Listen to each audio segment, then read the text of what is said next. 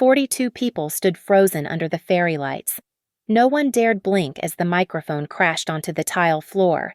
He destroyed my 18th birthday party right in front of my mother. They called it a family matter, but I turned that family matter into a criminal record. 3 years later, I didn't return to apologize or make peace. I came back with a plan, a team, and handcuffs waiting. You want to know what happened then? That's when the whole town had to hear the entire truth straight from the mouth of the man who beat me. My name is Lena Brooks, and before everything went to hell, Maple Hollow, Michigan was the kind of place where summer smelled like wet grass and distant train whistles carried across the lake at dusk. Dad Caleb Brooks worked as an aircraft mechanic at the regional airport 30 miles north of our sleepy lake town. His hands always smelled faintly of engine oil, even after scrubbing with that orange pumice soap he kept by the kitchen sink. Evenings belonged to us, fixing old radios in the garage, their copper innards spread across his workbench like mechanical butterflies, or paddling our kayaks across the glassy surface of Hollow Lake while the sun melted into the tree line. Mom Evelyn spent her days surrounded by books as the high school librarian. She had this way of touching everything gently, like the world might break if she pressed too hard. Students loved her because she never shushed anyone, just smiled and handed them whatever trashy romance or comic book they were too embarrassed to check out themselves. We weren't rich, but we had enough. Friday pizza nights, Dad's terrible jokes that made Mom snort laugh into her wine glass. The three of us sprawled on the couch watching old movies, my feet in Dad's lap, Mom braiding my hair. Then came that November night, black ice on Highway 127, a semi-truck jackknifed, Dad's pickup crushed like an aluminum can. The house darkened after that, and I don't just mean the lights we stopped turning on to save money. Sympathy cards piled up on the kitchen table until Mom swept them into a shoebox. The insurance money barely covered the funeral. Red-stamped bills started appearing, sliding under the door like accusations. Mom's gentle hands began shaking when she opened envelopes. 2 years crawled by. Mom grew thinner, quieter, like she was slowly erasing herself. The roof started leaking. The furnace wheezed through its last winter. That's when Trent Maddox appeared at our door on a March afternoon, tool belt slung low on his hips, business card between his fingers. "Heard you folks needed some work done," he said, his smile too white, too wide. "I do payment plans for widows." He fixed the roof first, then the furnace, the kitchen cabinets that had started pulling away from the wall. Always refused Mom's offers of payment, just waved his hand and said, "We'll figure it out later. Evelyn." "Let me help." Mom's cheeks flushed when he called her by her first name. I watched from the stairs as she laughed at something he said, the first real laugh I'd heard from her in 2 years. By summer, his truck was in our driveway every evening. By fall, his toothbrush stood next to ours in the bathroom. By Christmas, he'd moved in, bringing his leather recliner that didn't match anything and his rules that started small. "Door stays open when you're in your room, kiddo," he said, ruffling my hair like Dad used to. But Dad's touch never made my skin crawl. Then, write down your work schedule from the coffee shop, just so we know where you are. Then, that money you're making at Hollowbean, we should talk about contributing to household expenses. Family helps family. He bought me a silver necklace for my 17th birthday, clasped it around my neck himself while Mom watched, smiling her fragile smile. After she went to bed, he found me in the kitchen. "Your daddy's gone," he whispered, his breath hot against my ear. "I make the rules here now." That's when I started documenting everything. Phone pictures of the household contribution ledger he made me sign. Voice recordings of his comments when Mom wasn't around. The way he'd grip my shoulder just hard enough to leave marks that looked like nothing by morning. Mom saw what she needed to see a man who'd saved us. The town saw what he showed them, the guy who rescued the tragic widow and her daughter. But I saw the truth settling into our house like toxic smoke, and I knew that one day I'd either suffocate or burn the whole thing down. I just didn't know he'd strike the match himself on my 18th birthday. The rules multiplied like cancer cells. Leave your door open, always. Text me when you get to work, when you leave, when you arrive anywhere. Show me your tips from Halloween. Every shift. The ledger lived on the kitchen counter, a black composition notebook where I had to record every dollar I earned, every dollar I spent. Trent would review it Sunday nights, pen tapping against his teeth, circling numbers that didn't satisfy him. 30% to the household, he'd say. That's fair. Then 40, then 50. Mom floated through it all like a ghost who'd forgotten she was haunting her own life. She'd stand at the sink, washing the same plate 3 times, while Trent explained how teenage girls needed structure, boundaries, a firm hand. At the neighborhood barbecues, he was perfect, flipping burgers, telling stories about the challenges of raising a teenage daughter, shaking his head with practiced exhaustion. The other fathers would nod knowingly, pat his shoulder. You're a saint, taking that on. Jerry from next door would say. Family's family, Trent would reply, his hand finding the back of my neck, squeezing just enough to make me stand straighter. Mom would smile from her lawn chair, wine glass perpetually full, eyes perpetually empty. The silver necklace he'd given me became a collar. He'd check every morning to make sure I was wearing it. My gift to you, he'd say. Show some gratitude. Keys started disappearing. My car keys. My house key. The spare I'd hidden under the ceramic frog by the back door. Don't need those, he said. I'll drive you. I'll let you in.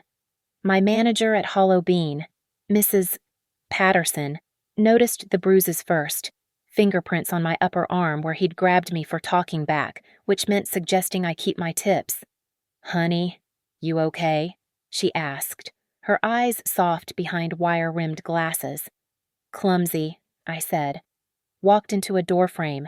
She didn't believe me, but what could she do? I started taking pictures of everything. The ledger pages, the bruises, the schedule he'd written out for me every minute accounted for, even bathroom breaks. I recorded him on my phone, hidden in my pocket, catching fragments of threats. Try leaving. See what happens to your mother. Think anyone would believe you over me? Your daddy would be ashamed of how you've turned out. Good thing he's dead. That one I played back late at night, headphones in, door cracked open exactly 6 inches as required, letting the rage crystallize into something harder than fear. The town loved him. Trent Maddox, the savior. He coached Little League. He fixed elderly neighbors' steps for free, or so they thought. He always collected later, in favors, in silence, in looking the other way. He built a reputation like he built houses one careful brick at a time, each one mortared with a lie that looked like kindness. 3 days before my 18th birthday, he showed me the college application he'd filled out for me.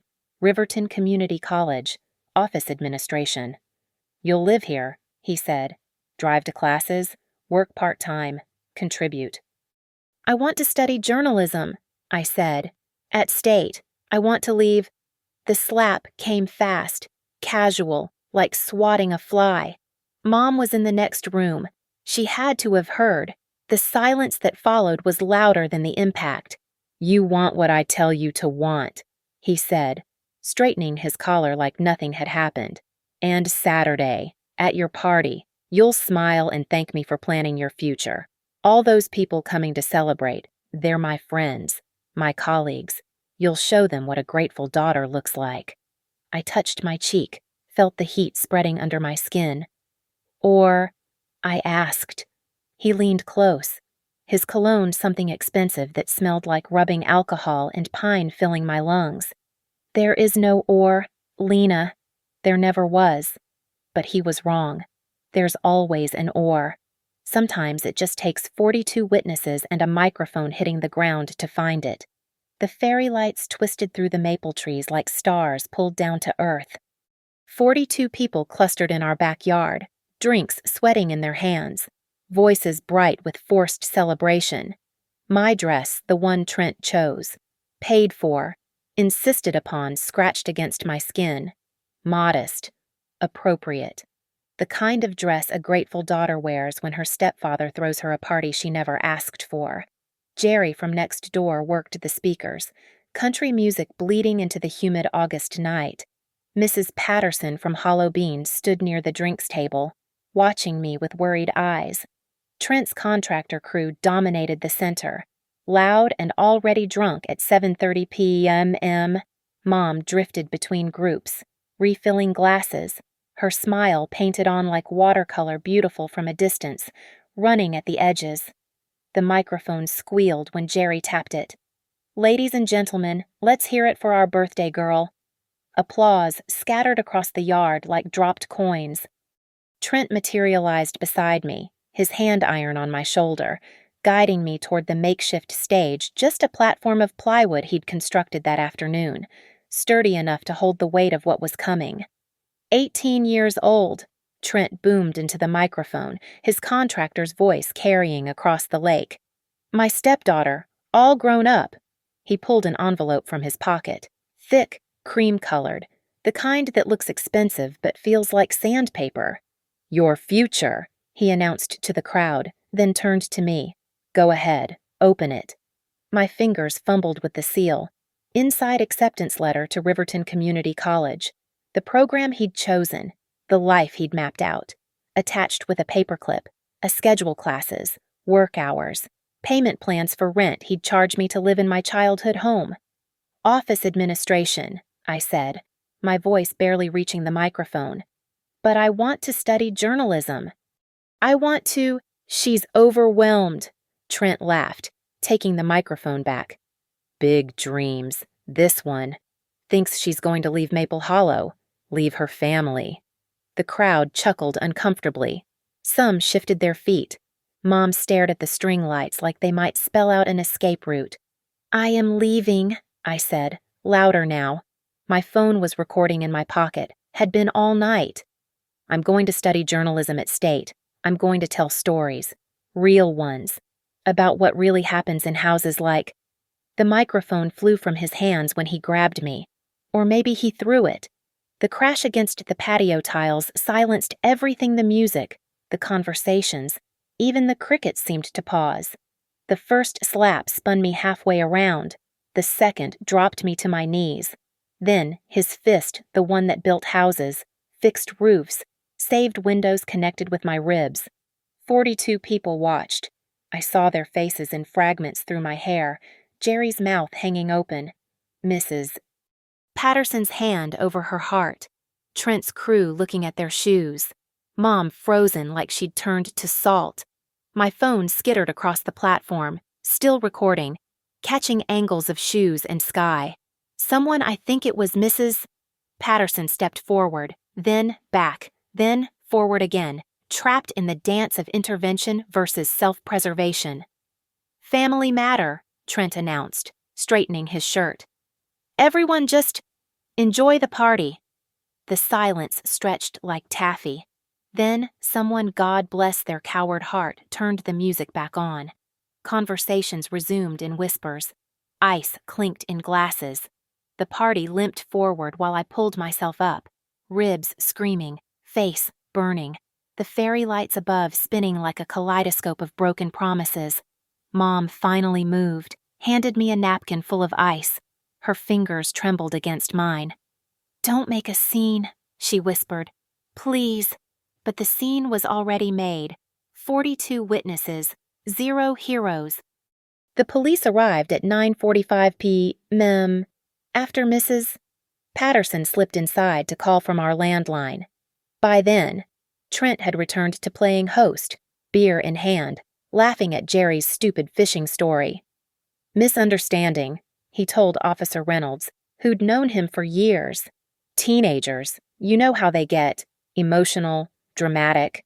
Reynolds looked at my swelling face, at the crowd avoiding eye contact, at Trent's unmarked knuckles he'd hit me with practiced precision, the kind that bruises but doesn't cut his own skin. "Want to press charges?" Reynolds asked me quietly. I looked at Mom, at Trent's confident smirk, at 42 people who'd return to their homes and pretend they hadn't seen what they saw. "Yes," I said. "Domestic dispute." Reynolds wrote in his notepad. "Civil matter. Best handled in family court." The report would disappear. The witnesses would forget. But the bruises were real. The recording on my phone was real, and the rage crystallizing in my chest was the realest thing I'd ever felt. That night, after everyone left, after Trent passed out in his recliner, after Mom took enough Xanax to blur the edges of her guilt, I sat on my bedroom floor and made a promise I'd leave. I'd become something more than his victim, and I'd come back. Then we'd see who made a scene. I left at 5:17 a.m., while morning mist still clung to the lake.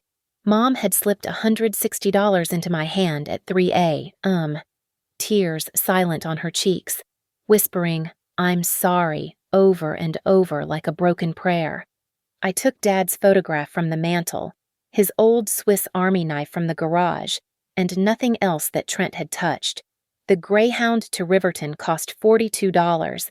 I spent the 3-hour ride pressing ice from the station vending machine against my ribs, watching Michigan farmland blur past, planning, not revenge, transformation. The Riverton Fire and Rescue Academy wasn't my first choice that was journalism school. The dream Trent tried to beat out of me. But EMT training, that was learning to save people who couldn't save themselves. That was understanding trauma from both sides. That was becoming someone who runs toward danger instead of freezing while it happens. The scholarship application barely dried before I submitted it. Financial hardship check. Essay about overcoming adversity. I wrote about losing Dad, not about Trent. Some stories weren't ready to be told yet.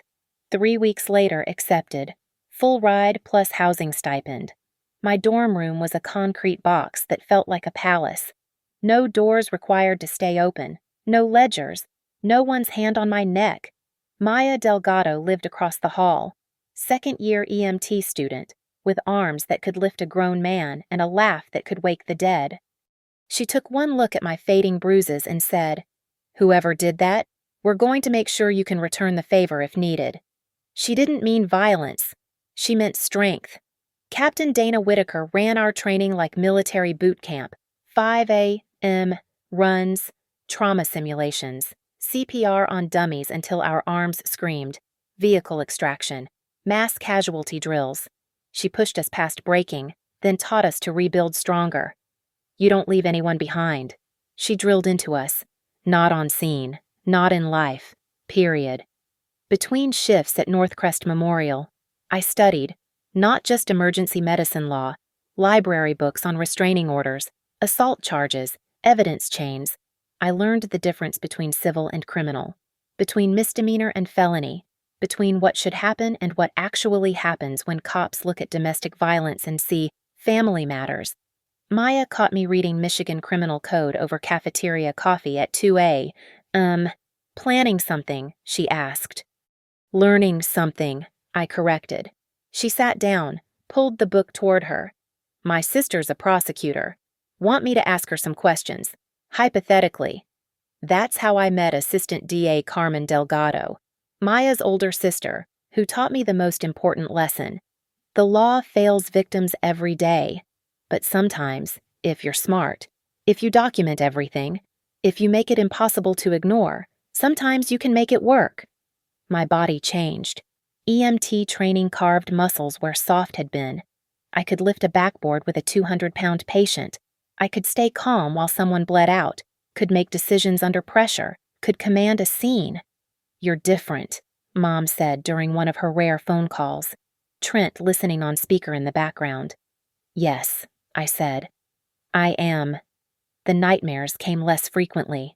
Instead of Trent's fist, I dreamed of saving people, of being the person who shows up when everything goes wrong, of 42 witnesses who wouldn't just watch this time. Year 2, I made squad leader. Year 3, I was training rookies. Captain Whitaker pulled me aside after a particularly brutal multi-car accident where I'd coordinated triage for 15 victims. You've got the instincts, she said. Tactical thinking. You see the whole board while everyone else sees pieces. I had a good teacher, I said. She knew I didn't mean her. Trauma teaches its own lessons. The skills stacked up emergency driving, crisis negotiation, scene command, evidence preservation. That last one officially for maintaining crime scenes we responded to. Unofficially, for something else entirely. Maya and I became partners on Ambulance 7. She drove while I planned. Not revenge anymore. Justice. There's a difference, though sometimes it's thin as paper. When Maya asked one night after a domestic violence call where the victim wouldn't press charges, couldn't press charges, too scared of what came after. Soon, I said, watching the bruises on the woman's neck that looked exactly like the ones I used to hide with scarves. When I have everything lined up. We've got your back, she said. The whole squad. Whitaker, too. Nobody gets left behind. Remember. I looked at my hands, EMT hands now, trained to save lives, steady under pressure, strong enough to fight back if needed. 3 years after leaving Maple Hollow, I got the call that started everything in motion. Mom, whispering into the phone at 1 He bought a gun. Says he's going to find you, bring you home. Let him try, I said, and meant it. Because I wasn't the 18-year-old girl he'd broken in front of 42 witnesses anymore. I was something else now, something trained, something ready, something he should have been afraid of. The signs started small, like infections before they turned septic. A cigarette butt outside my apartment door, Marlboro Reds. Trent's brand, still warm at 6 when I left for shift. Could have been anyone's. Except the next day there were 3, arranged in a perfect triangle. Anonymous emails with no text, just attachments. Photos of our old house. The backyard where 42 people watched. The platform where he'd built his stage for my humiliation. Timestamps showed they were taken at 2 3 4 the hours when predators hunt. My phone rang with blocked numbers that breathed silence for exactly 30 seconds before disconnecting. Then, one night, instead of silence, country music played the same song Jerry had been playing when the microphone hit the ground. Maya found the first real message. Mud smeared on my car windshield in the shape of an X, deliberate and thick. Could be random, she said, but her hand moved to the knife she kept on her belt. It's not, I said. The manila envelope in my hospital mailbox confirmed it. Photocopies of the household contribution ledger, every page, with certain lines highlighted in yellow. The deposits I'd been forced to make, the signatures he'd made me write. At the bottom, in his contractor's scrawl, debts don't disappear. I spread the pages on Captain Whitaker's desk. He's escalating, she said, tactical mind already working. Testing boundaries, seeing if you'll run or fight. Neither, I said. I'm going to make him hang himself with his own rope. The meeting with County Sheriff Davidson and Ada Marcus Fleming, Carmen Delgado's boss, laid out the reality in black and white. Harassment. Maybe, Fleming said, adjusting his wire-rimmed glasses. But nothing actionable yet. No direct threats, no witnessed violations. He beat me in front of 42 people, I reminded them. 3 years ago. Misdemeanor assault at best. Past statute of limitations for that charge. And the responding officer classified it as civil. Fleming's voice carried apology but no solutions. We need something current, something public, something we can't ignore. Sheriff Davidson leaned back, his chair creaking. Man like Trent Maddox, established in the community, friends in the department you'd need him on video, in front of credible witnesses, committing a clear felony. Then that's what you'll get, I said. That night, Maya, Whitaker, and I created Operation Blue Porch in the break room of Station 7. The name came from the blue porch light at the domestic violence shelter where we'd dropped too many patients who had nowhere else to go. We use what we have, Whitaker said, spreading out resources like battlefield maps. EMT body cams for scene documentation. Maya's prosecutor sister for legal guidance. My connections at county for backup. Maya pulled up Trent's contractor business on her laptop. Look at this 17 complaints filed with the Better Business Bureau. 4 lawsuits for unfinished work. 3 liens for fraud. He's been stealing from clients, I said, pieces clicking together. Just like he stole from me. Building permit violations too. Maya continued scrolling. County's been investigating but can't make anything stick. He's too careful, too connected. Not anymore, Whitaker said. We're going to give them a reason to look closer. The plan formed like triage, prioritize, stabilize, transport. First, gather victims. Maya reached out through her sister's network, finding Trent's former clients who'd been cheated. 8 agreed to file formal complaints if we could guarantee safety. Second, create documentation. I wore the EMT body cam off duty. Perfectly legal, capturing every encounter. The cigarette butts, the mud marks, the escalating invasions. Third, force a public confrontation. Not violence, we were better than that. But Trent's ego was his weakness. He needed to be the big man, the one in control. Take that away in front of people who mattered, and he'd crack like badly poured concrete. The Housing Safety Gala, Carmen Delgado suggested when we brought her in. County fundraiser for affordable housing. All the contractors attend, plus permits department, officials, media. He'll be there, I confirmed. He never misses a chance to network. Then we make sure he can't miss you either. Whitaker said. The invitation would come from me. A peace offering, Mom would tell him. A daughter finally ready to come home, to apologize, to pay her debts. He'd believe it because he needed to men like him always believe they've won in the end. 3 weeks before the gala, his escalation peaked. Dead rat on my doorstep. Note underneath, ungrateful daughters get what they deserve. Maya documented everything while I stood perfectly still, letting the camera catch my steady hands, my controlled breathing. You okay? She asked. I thought about the woman we'd transported last week, internal bleeding from her husband's boots, apologizing for getting blood on our gurney.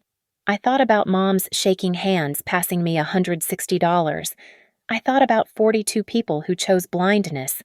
I'm perfect, I said. He just doesn't know it yet. The subpoena for his financial records went out the next day, triggered by the formal complaints we'd helped file. He'd walk into that gala thinking he was cornering me. Instead, he'd be walking into his own crime scene. The invitation looked expensive cream cardstock, embossed letters, the kind of thing that mattered to people like Trent. Maple Hollow Student Journalism Fundraiser. It read, Honoring those who shape our community's future. I'd sent 42 of them, every person from my 18th birthday party, plus New Additions county officials, permit inspectors, legitimate contractors who'd lost business to Trent's schemes. Mom and Trent received theirs hand-delivered by courier, requiring signature. She wants to apologize. I knew Mom would tell him, hope bleeding through her voice. She's ready to come home. The venue, Riverton Lakeside Hall, sat on the water like a glass box, all windows and exposed beams, modern, transparent, no dark corners for secrets. I'd paid for it with my EMT savings. Every overtime shift worth this moment. Maya supervised the setup at 4 p.m. while I stood on the small stage, testing sight lines, cameras. I asked. 3 static units from the venue's security, 2 more we installed, plus the live stream equipment for the fundraiser documentation. She made air quotes. Your body cam. I tapped the tiny device clipped to my dress, not EMT issue, but purchased with my own money, perfectly legal, recording everything. Captain Whitaker arrived with the permit officials at 6:30 p.m., introducing them as supporters of youth programs. They were really there investigating contractor fraud, but Trent wouldn't know that until too late.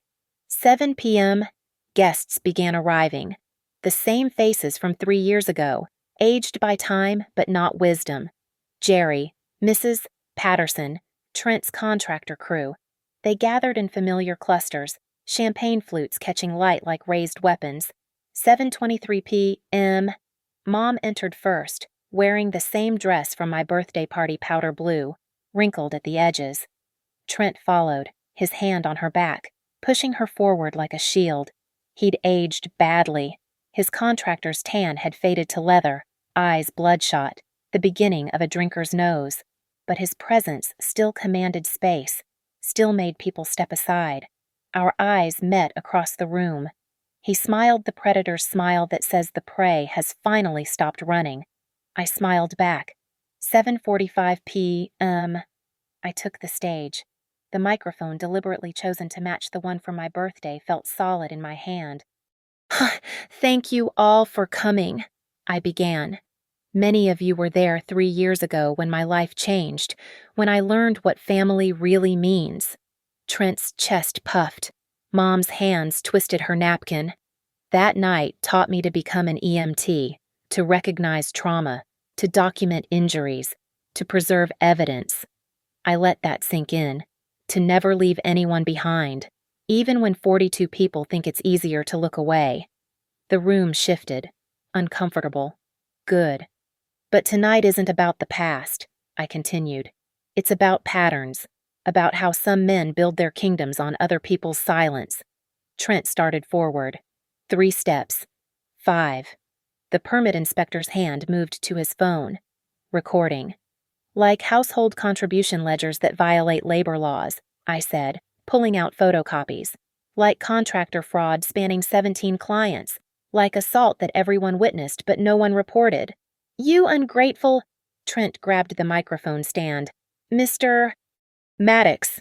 Sheriff Davidson's voice cut through. He'd been standing in the back, in uniform, waiting. You're currently under investigation for fraud. I'd advise this is family business. Trent yanked the microphone from my hand, our birthday party ghost playing in real time. She owes me 3 years of rent, food, everything I provided. I was a minor, I said, loud enough for everyone to hear without the mic. Your stepdaughter. What you did was abuse, not provision. He reached for me. The same grab, the same angle as 3 years ago. Except this time, I stepped back, maintained distance, kept my hands visible and empty. Are you going to hit me again? I asked. In front of everyone. Again. The room held its breath. Mirrors everywhere, the lake windows reflecting his rage back at him, multiplied into infinity. You want to destroy me, he growled. No, I said. I want you to destroy yourself, and you're doing a beautiful job. That's when he snapped. Not like before, no simple slap or punch. He grabbed a champagne bottle from the nearest table, raised it like a club. Maya's voice crackled through my earpiece. Green light. All units. Green light. The bottle never landed. Sheriff Davidson and 2 deputies had him in cuffs before his arm finished its arc. The cameras caught everything: the threat, the weapon, the witnesses who, this time, couldn't pretend they hadn't seen. Assault with a deadly weapon, Davidson announced, in violation of a standing restraining order filed this morning, plus obstruction of a fraud investigation. I hadn't told anyone about the emergency restraining order, filed 6 hours earlier based on the dead rat and escalating harassment. Carmen Delgado had pushed it through, knowing Trent would violate it the moment he saw me. As they led him past, he snarled, You're mine. You'll always be. I belong to no one, I said, the same words I'd rehearsed for 3 years. And everyone here, all 42 of you from my birthday, plus more, you're all witnesses. Again. Except this time, it's on record. The room erupted. Permit inspectors made calls. Contractors who'd lost business to Trent began testifying to anyone who'd listen. The live stream chat exploded with viewers sharing their own Trent stories. Mom stood frozen by the door, tears streaming. For the first time in 3 years, she looked awake. The champagne bottle caught the light as it descended amber glass refracting into 42 fragments of memory, each one a face from my birthday choosing blindness. Not this time. Sheriff Davidson moved faster than I'd expected for a man his size. His hand caught Trent's wrist mid-swing, the bottle suspended between threat and action like a question mark made of crystal and violence. Drop it, Davidson commanded. Trent's face contorted rage, disbelief, the dawning realization that his kingdom was collapsing. The bottle fell, shattering against the marble floor in an explosion of glass and foam that made everyone step back. Everyone except me. I stood exactly where I'd planned, hitting my mark like this was theater and I'd rehearsed for 3 years, which I had. "Assault with a deadly weapon," Davidson announced as his deputy spun Trent around, cuffs clicking with the finality of a closing door.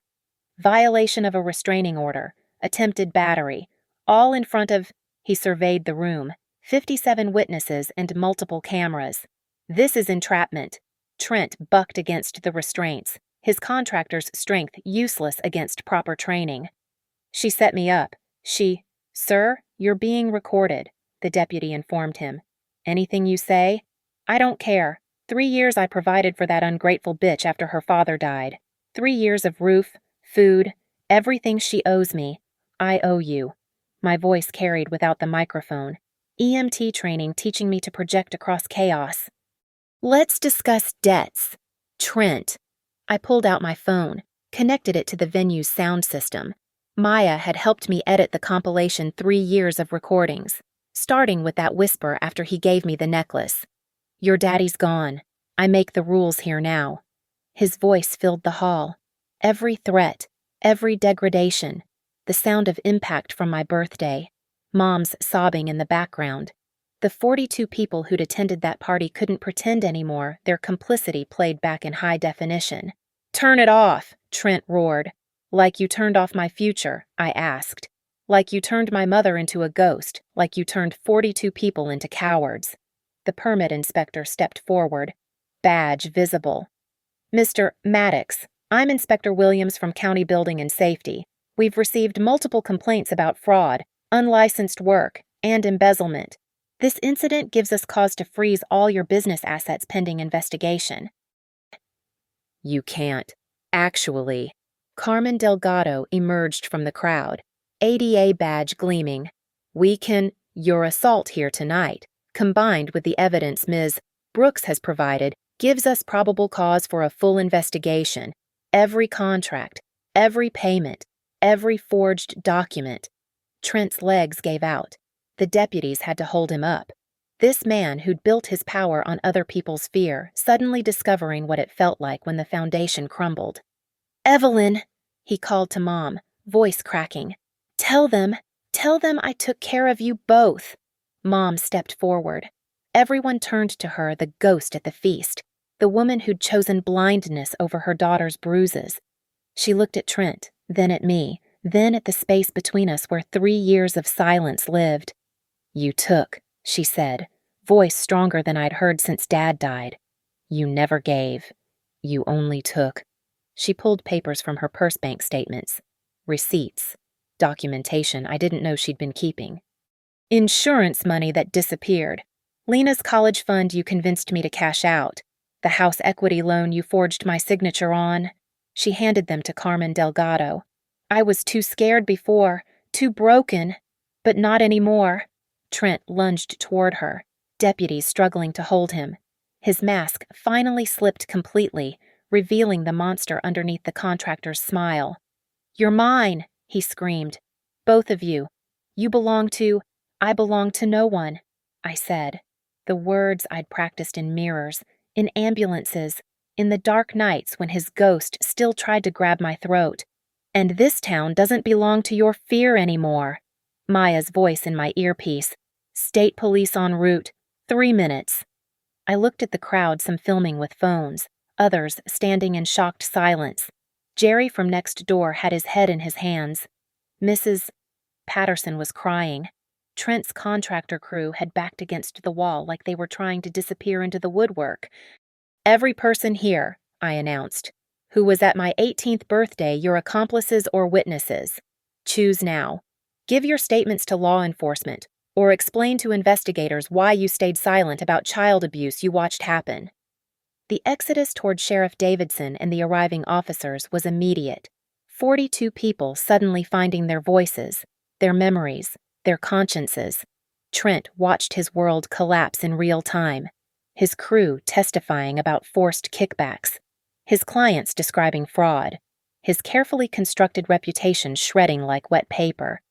"Then what?" he said to me as they dragged him past, trying one last manipulation. "Then you win. You think this fixes anything. You think your daddy would be proud."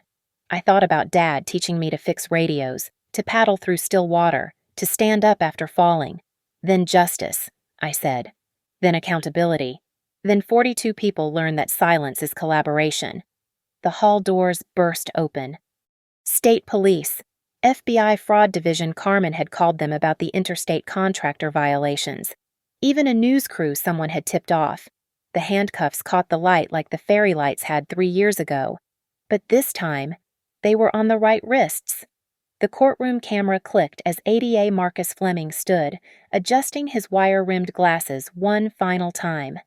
The state charges Trent Maddox with aggravated assault, violating a protective order, witness intimidation, fraud exceeding $50,000, forgery, and embezzlement. Bail is denied due to flight risk and demonstrated violence. The gavel came down like a period at the end of a run-on sentence. 3 rows back, Mom sat between me and Captain Whitaker.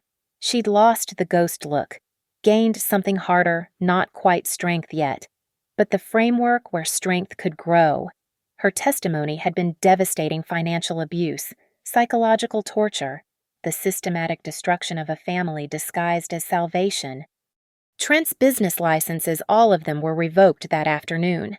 The county building inspector announced it at a press conference, flanked by 17 victims who'd come forward. His contracting equipment was seized, his trucks impounded, his reputation dismantled brick by brick, the same way he'd built it. The civil suits lined up like dominoes.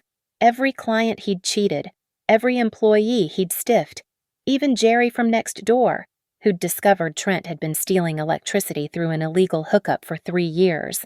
But the moment that mattered, the one that closed the coffin, happened in the hall's back room, away from cameras.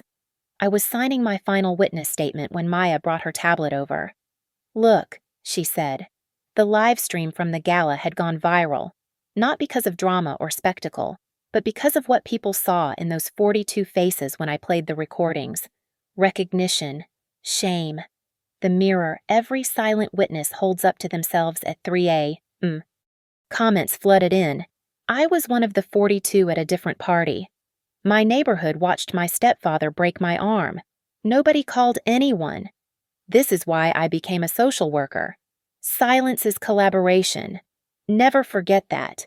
Sheriff Davidson appeared in the doorway. "Transport's here."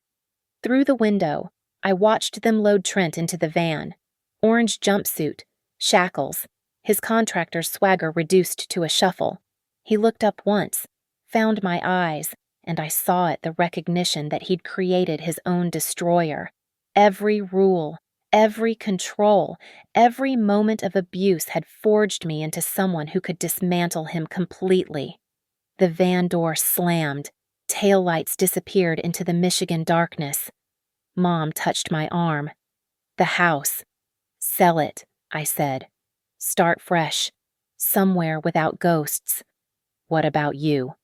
I looked at Maya, at Whitaker, at the EMT badge on my belt. "I have work to do, people to save, voices to amplify." 3 months later, at the sentencing, Trent got 15 years. The fraud charges alone would have been 5 to 7, but the assault with a deadly weapon, the violation of a protective order, the witness intimidation, it all stacked up like the bills he used to leave on our kitchen table. 42 witnesses testified, every single person from my 18th birthday party. Some apologized, some cried. All of them admitted what they'd seen, what they'd ignored, what they'd enabled through silence.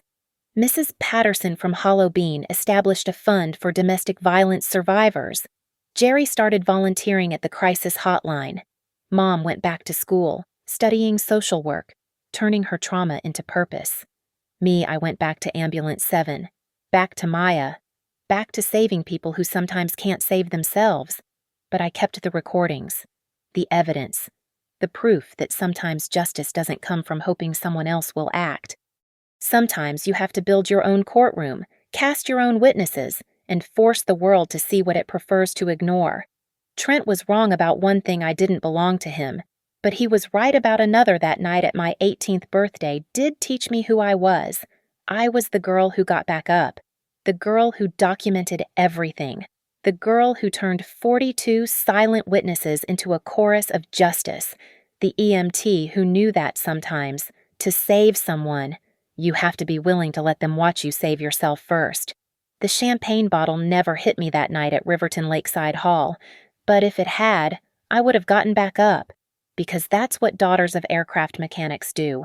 We fix what's broken, we rebuild stronger, we fly, and we never forget that silence in the face of abuse isn't neutral, it's collaboration. Trent Maddox built his kingdom on other people's fear and silence. I tore it down with truth and 42 voices finally finding their courage. Justice doesn't always come in courtrooms. Sometimes it comes in community halls, with cameras rolling and witnesses who can't look away anymore. Sometimes it comes from the girl everyone thought was broken, standing solid as Michigan granite, saying the words that needed to be said, then you face consequences. And he did. Thank you so much for listening to this story of justice and courage. I'd love to know where in the world you're listening from. Drop a comment below and let's connect across the miles. If this story resonated with you, please subscribe to the channel and share your thoughts about standing up against abuse and the power of speaking truth. Remember, your voice matters, and sometimes one person's courage can inspire 42 others to find theirs.